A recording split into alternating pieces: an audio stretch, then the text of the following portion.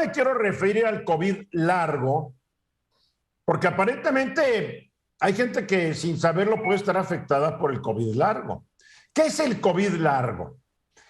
A ver, el COVID largo es el hecho de que una persona que haya sobrevivido el COVID, y menciono sobrevivido porque el COVID ha matado a millones de personas alrededor del mundo. En México a casi más de 550,000. Entonces, una persona que enfermó de COVID, que es una enfermedad letal, es un sobreviviente, así como lo eres tú, mi querido Venus, tú has sobrevivido el COVID. Sí.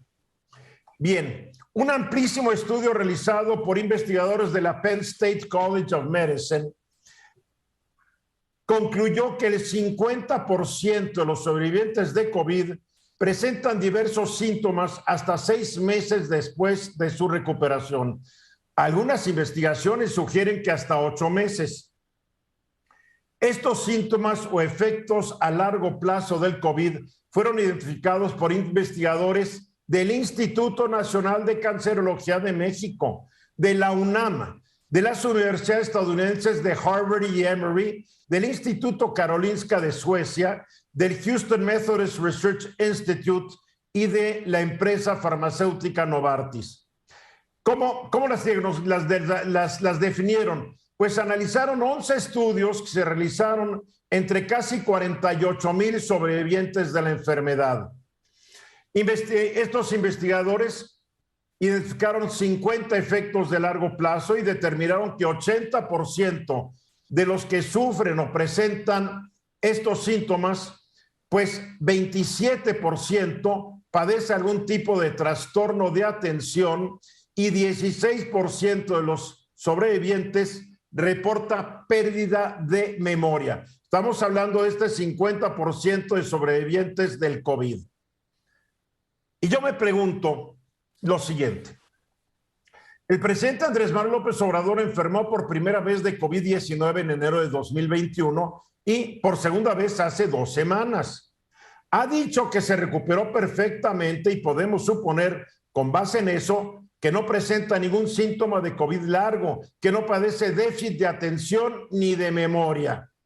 Sin embargo, cuando el presidente anunció el viernes pasado que tenía un testamento político para garantizar la gobernabilidad del país en caso de que perdiera la vida, lo primero que pensé, COVID largo, pérdida de memoria.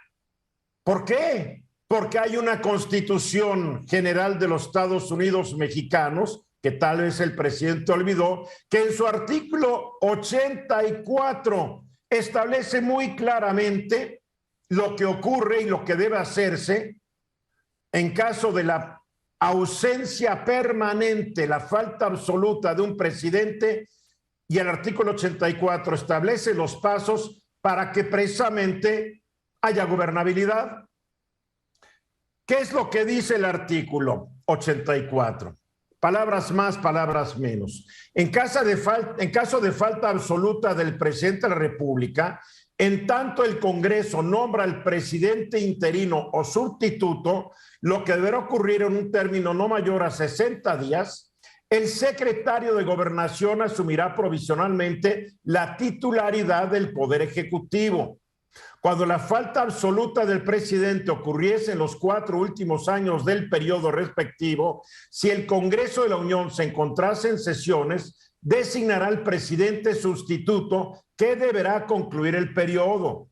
Si el Congreso no estuviera en sesiones, la Comisión Permanente lo convocará inmediatamente a sesiones extraordinarias para que se constituya en colegio electoral y designe al presidente provisional.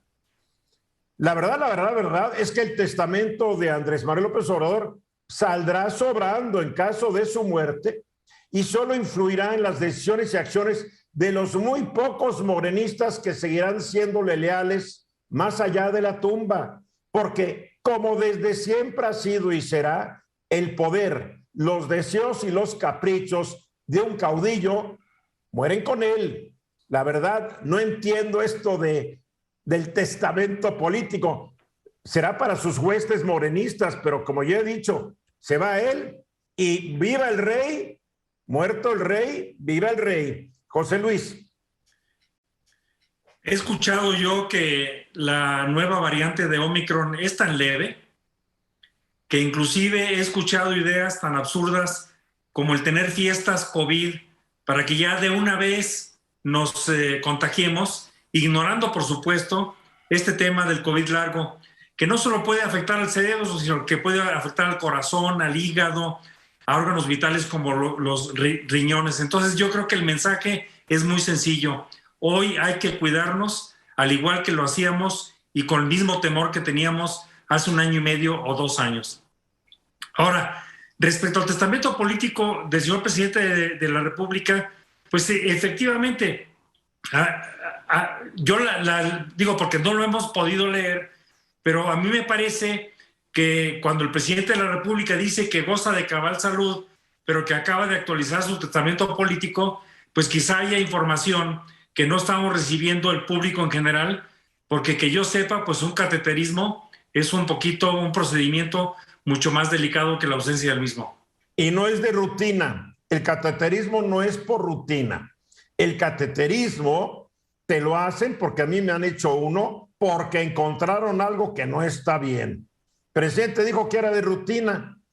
Eso dice él. Y sus médicos, que quiero aclarar, no son ni del ISSSTE ni del Seguro Social. Estuvo en el hospital militar, pero lo atendieron médicos particulares, que quede claro. Venus Rey. Sí, 2 cosas.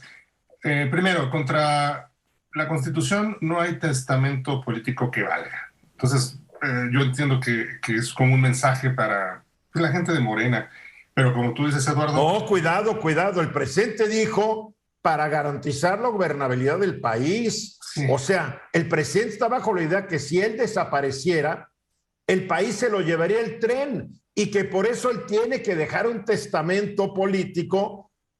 Perdón, para eso está la Constitución. Claro. Nada arriba de la Constitución, ni el testamento de Jesús si viniera de vuelta al planeta Tierra. Exacto. Y fíjate, Eduardo, que en mi entrenamiento como abogado y en mi contacto con el derecho constitucional, no se ha dado el caso desde Lázaro Cárdenas hasta la fecha de un presidente que, estando en su administración, pierda la vida. Pero yo siempre he confiado en la Constitución y aunque un hecho así sería, pues de todo, conmocionaría al país, hay mecanismos institucionales para salir. ¿Cómo que desde Lázaro Cárdenas? Perdóname. Ningún presidente ha muerto. El último presidente que murió en funciones se llamó Venustiano Carranza, víctima de un golpe de Estado que le propinaron Álvaro Obregón y el señor Plutarco Elías Calles, que como la historia debería registrarlo, son un par de magnicidas que el PRI después subió a los altares de la patria, ¿no?